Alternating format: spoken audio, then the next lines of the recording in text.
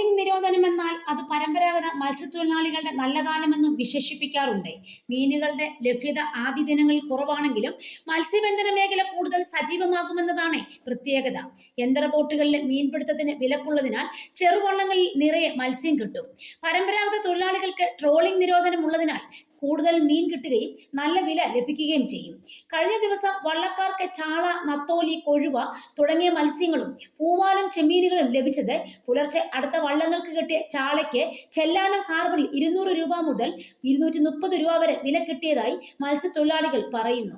പരമ്പരാഗത മത്സ്യത്തൊഴിലാളികളിൽ നിന്ന് നേരിട്ട് ഹാർബറിൽ എത്തി മീൻ വാങ്ങുന്നവർക്ക് ലാഭമാണ്. കൊള്ളവില നൽകാതെ നല്ല മീൻ ലഭിക്കുമെന്നതാണ് സാധാരണക്കാർക്കുള്ള നേട്ടം. ഈ അവസരം പരമാവധി മുതലാക്കാൻ ഇടനിലക്കാരും സജീവമാണ്.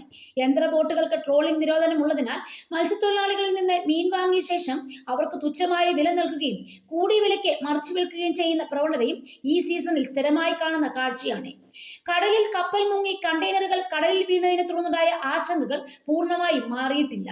കോട്ടയം, പത്തനംതിട്ട, ഇടുക്കി തുടങ്ങിയ കിഴക്കൻ ജില്ലകളിൽ കടൽ മത്സ്യത്തിന് ആവശ്യക്കാർ കൂടുതലുണ്ടെങ്കിലും കപ്പൽ മുങ്ങിയതിനെ തുടർന്ന് കടൽ മത്സ്യങ്ങൾക്ക് ആവശ്യക്കാർ കുറഞ്ഞിട്ടുണ്ട്.